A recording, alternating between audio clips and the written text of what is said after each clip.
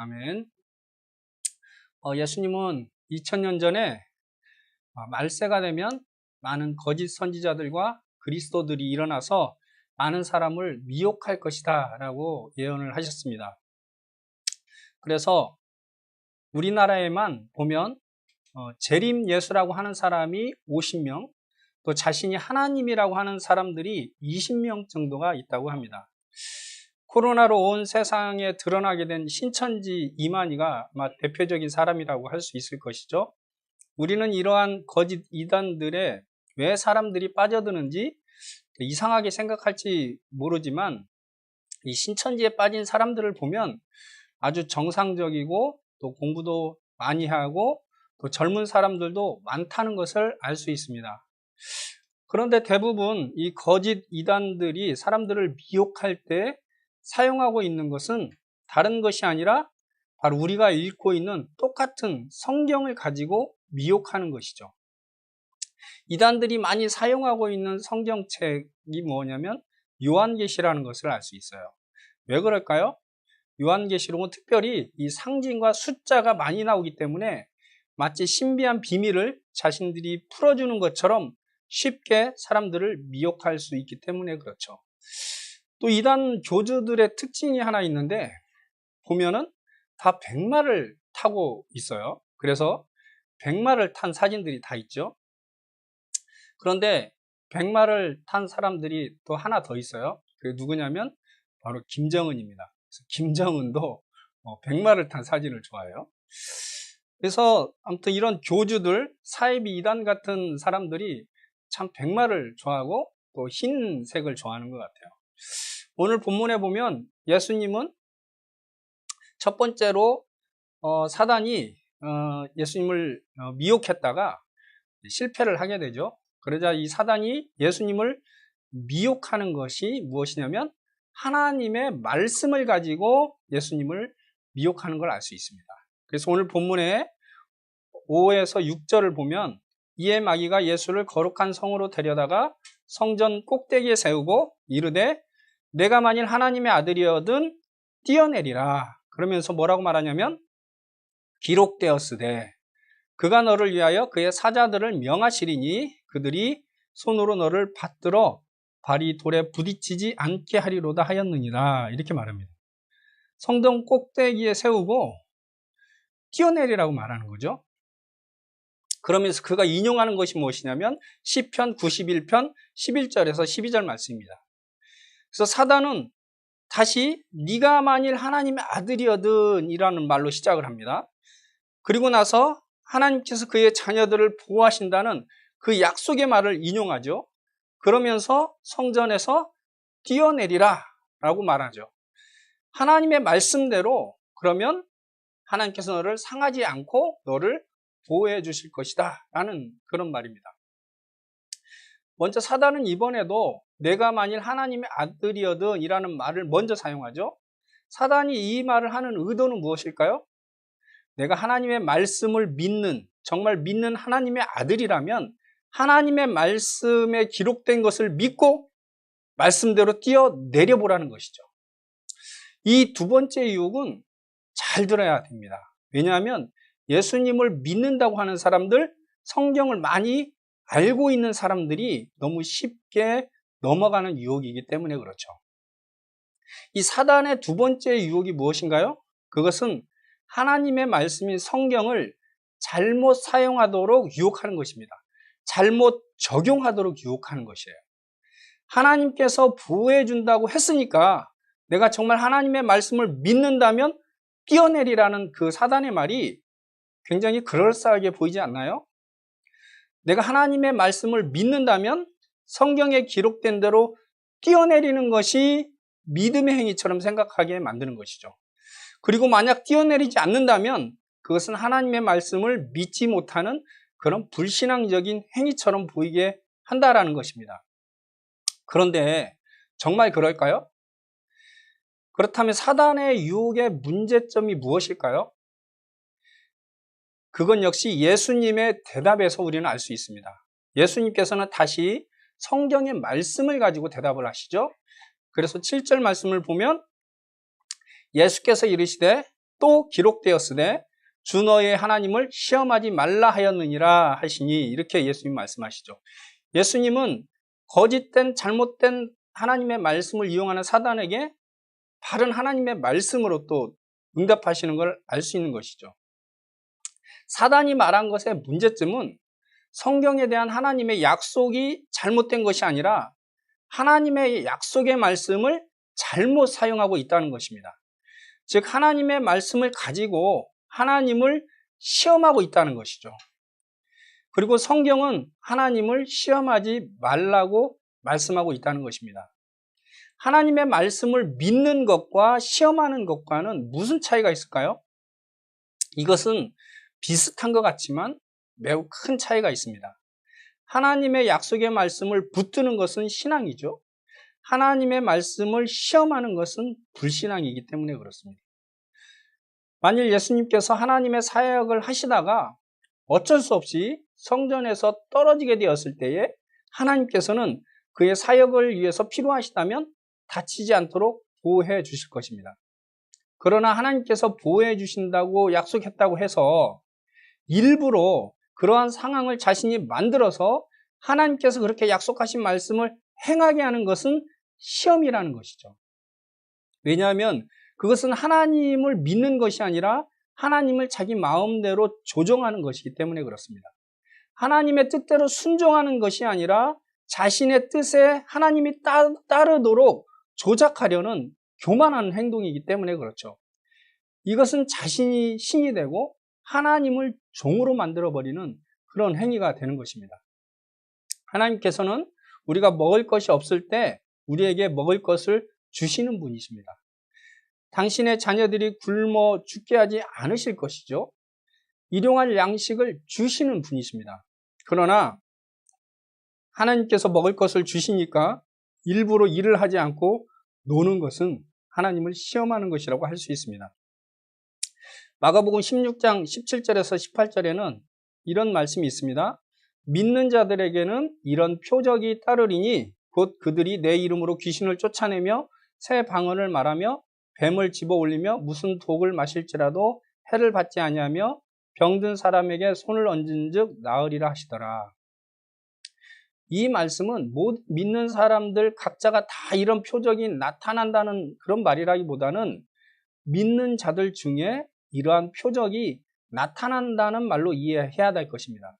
즉 믿는 자들 가운데 어떤 사람들은 귀신을 쫓아내기도 하고 믿는 자들 중에 어떤 사람은 방언을 말하기도 하고 또 어떤 사람은 뱀에 물려도 죽지 않는 사람들이 있을 것이라는 거죠.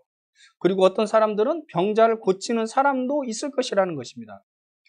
그런데 어떤 이단들은 성경에 분명히 믿는 자는 이러한 표적이 따른다고 말씀하고 있다고 하면서 일부러 독사를 손으로 들어 올려서 자신의 신앙을 증명해 보이려는 행동을 하기도 한다는 것입니다.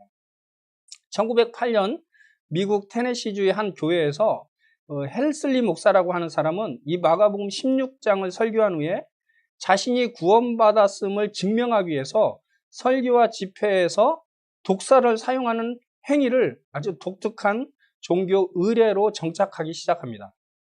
목사와 신자들은 집회 중에 독사를 손으로 집어 올리며 자신의 믿음의 결과를 과시하였다고 그래요. 그러다가 뱀의 목사들이 물려 죽는 사건이 발생합니다. 그러면서 논쟁이 되고 사회적으로 지탄을 받게 되는 것을 보게 됩니다. 사탄은 기록된 하나님의 말씀을 이용해서 사람들이 하나님을 시험하게 만듭니다. 너가 진정 구원받은 하나님의 자녀라면 성경에 기록된 대로 뱀을 들어도 물리지 않을 것이다. 만일 뱀에 물려 죽는다면 그것은 너의 신앙이 부족하기 때문이다 라고 생각하게 만드는 것이죠. 하나님께서는 때로 믿는 자들이 독사에 물려도 죽지 않도록 도우실 수 있는 분이시죠. 그렇지만 그렇다고 해서 일부러 독사에 물리는 것은 하나님을 시험하는 것이라고 예수님은 지금 우리에게 말씀하고 있는 것입니다. 이 두 번째 사단의 유혹이 실제로 신앙이 좋다고 하는 분들이 자주 미혹되어 넘어지는 것을 우리는 보게 됩니다. 왜 그럴까요? 그것은 이 사단의 두 번째 유혹에는 또 다른 인간의 죄악된 본성을 자극하는 요소가 있기 때문에 그래요. 그 요소가 무엇이냐면 바로 나 자신이 주목을 받고자 하는 욕망입니다. 만일 내가 높은 성전에서 뛰어내렸는데 천사가 나를 보호해 주어서 내가 전혀 다치지 않았다고 생각해 볼까요? 많은 사람들이 나를 주목하게 될 것입니다. 그리고 나를 대단한 사람으로 바라볼 것이죠. 바로 사람들에게 신앙이 좋고 하나님께서 함께하는 사람으로 인정받고 주목을 받게 될 것이라는 것입니다. 사탄은 성경 말씀을 가지고 우리의 이런 욕망을 부추기면서 마치 시험하는 것이 믿음에 좋은 사람처럼 미혹하기 때문에 사람들이 잘 깨닫지 못하고 사단에게 속아서 넘어가게 되는 것입니다. 사단의 이러한 유혹에 예수님의 대답은 바로 기록된 하나님의 말씀을 가지고 드러내는 것이었습니다. 나 자신을 위해서 사람들에게 내가 뛰어난 존재라는 것을 인정받기 위해서 그런 하나님의 말씀을 사용하고 시험해서는 안 된다라는 것이죠. 그래서 디모데전서 6장 3절에서 5절 말씀을 보면 하나님께서 이렇게 말씀하시는 걸 알 수 있습니다. 누구든지 다른 교훈을 하며 바른 말, 곧 우리 주 예수 그리스도의 말씀과 경건에 관한 교훈을 따르지 아니하면 그는 교만하여 아무것도 알지 못하고 마음이 부패하여지고 진리를 잃어버려 경건을 이익의 방도로 생각하는 자들의 다툼이 일어나느니라. 우리가 하나님의 말씀을 잘 따르는 자들이 되어야 합니다. 만약에 그렇지 않으면 진리를 잃어버리고 사단에 미혹되어서 이 경건을 이익의 방도로 이용하고 하나님의 말씀을 시험하는 자가 될 수 있다고 성경은 우리에게 경고하고 있는 것이죠. 이런 외식 때문에 예수님에게 아주 혹독하게 책망을 받았던 사람들이 있죠. 바로 서기관들과 바리새인들입니다. 그래서 마태복음 23장 27절의 말씀을 보면 이들은 회칠한 무덤 같은 자들이다 라고 예수님께 책망을 듣습니다. 또한 그들은 사람들에게 보이려고 회당과 큰 거리 어귀에서 서서 기도하기를 좋아했다고 말하고 있어요. 또 이들은 긴 옷을 입고 다니면서 시장에서 사람들에게 문안받는 것과 회당의 높은 자리, 윗자리를 좋아하는 자들이었습니다. 하나님께서는 기도하라고 하셨죠? 기도는 하나님과 개인적으로 친밀한 교제 시간을 갖는 것입니다. 그 시간을 통해서 하나님을 인격적으로 만나고 하나님의 깊은 뜻을 깨달아가는 아주 소중한 그런 시간들이죠. 그런데 사람들에게 인정받기를 좋아하고 자신이 주목받고 싶을 때에 사단은 이 기도마저도 자신은 경건한 사람처럼 보이기 위해서 사용하도록 유혹한다라는 것입니다. 그러나 진정으로 하나님을 사랑하고 하나님의 말씀을 따르는 사람들은 이 말씀을 시험하지 않고 진심으로 말씀을 따라 순종하는 그런 사람들을 우리는 보게 됩니다. 그 대표적인 사람이 바로 바울과 바나바라는 것을 알 수 있죠. 그래서 사도행전 14장에 보면 이 바울과 바나바가 루스드라에서 발을 쓰지 못하는 사람을 고쳐주게 됩니다. 그런데 그곳에서 사람들이 그것을 보고 놀라서 큰 소리를 지르며 바울과 바나바는 신이 사람의 형상으로 우리 가운데 내려오셨다라고 하면서 이들에게 제사를 드리려고 합니다. 그러자 이 바울과 바나바는 옷을 찢고 무리 가운데 뛰어들어가서 이들이 그러한 행동을 못하도록 말리는 것을 알 수 있습니다. 그러면서 그들에게 여러분이요 어찌하여 이런 일을 하느냐, 우리도 여러분과 같은 성정을 가진 사람이라 여러분에게 복음을 전하는 것은 이런 헛된 일을 버리고 천지와 바다와 그 가운데 만물을 지으시고 살아계신 하나님께로 돌아오게 하려 함이다 라고 말씀하고 있는 것입니다. 사람들은 자신이 주목을 받고 싶어 합니다. 사단은 그러한 우리의 욕망을 이용하는 것이죠. 그래서 하나님의 말씀을 시험하게 만듭니다. 남편이 신학생인 어떤 부부가 있었습니다. 남편이 학생이라 남편이나 아내가 일을 해야 하든지 아니면 누군가 그 가정을 재정적으로 도와주는 사람이 있어야 그 가정을 살아갈 수 있는 것이죠. 그런데 이 젊은 부부는 하나님께서 먹여주신다고 약속했기 때문에 자신들은 일을 하지 않기로 결정했다라고 하면서 일부러 일을 할 수 있는데도 일을 하지 않았습니다. 그러자 교회에서는 그들이 일을 하지 않으니까 몇몇 성도들이 모르게 그 젊은 부부에게 구제연금을 하면서 그 부부가 살아갈 수 있도록 도와주었습니다. 그런데 문제는 이 젊은 부부가 교회 성도들에게 자신들은 일을 하지 않아도 매일 하나님의 공급하심을 경험하면서 살아간다면서 자신이 매우 신앙이 좋은 사람인 것처럼 자랑을 하는 것이었어요. 그들에게 재정적으로 모르게 이게 헌금했던 집사님들에게 이 부부는 집사님은 이런 경험 못 해보셨죠? 하면서 자신들도 모르게 돕고 있는 이 집사님들에게 자신들이 얼마나 뛰어난 그런 경건한 사람들인 것을 자랑을 했던 것이에요. 그 젊은 부부가 어떻게 되었을까요? 나중에 이 젊은 부부는 몇 개월째 별거 생활을 하면서 이혼 직전까지 갔다가 부부가 제자 훈련을 받고 다시 회복되었다는 그런 소리를 듣게 되었습니다. 하나님은 우리가 먹을 것이 없을 때 먹을 것을 주시는 분이십니다. 때로는 우리를 위험한 사고 가운데서도 지켜주시는 분이십니다. 그러나 일부러 일을 하지 않고 일부러 위험한 상황에 빠지는 것은 하나님을 시험하는 것입니다. 일부러 뱀을 손으로 들어서 자신의 믿음을 증명해 보이려고 하는 것은 하나님을 시험하는 것이라고 오늘 예수님은 우리에게 말씀하고 있는 것입니다. 예수님은 그렇게 유혹하는 사단에게 주 너의 하나님을 시험하지 말라라고 단호하게 말씀하셨습니다. 사단은 하나님의 말씀을 가지고도 우리를 미혹합니다. 나 자신을 드러내고자 하는 욕망을 이용하는 것이죠. 이 시간 예수님의 말씀을 생각하면서 나 자신을 한번 돌아보는 시간을 가졌으면 좋겠습니다. 혹시 하나님의 말씀을 시험하지는 않았는지, 하나님은 은혜가 많으신 분이시기 때문에 나는 게으르고 안일하게 살지는 않았는지, 말씀을 읽거나 묵상하지 않아도 우리는 다 구원받았다고 생각해서 말씀을 읽고 묵상하는데 게으르지는 않았는지 우리 자신을 한번 돌아보면 좋겠습니다. 사단은 처음에는 우리가 오로지 떡을 위해서만 살라고 유혹합니다.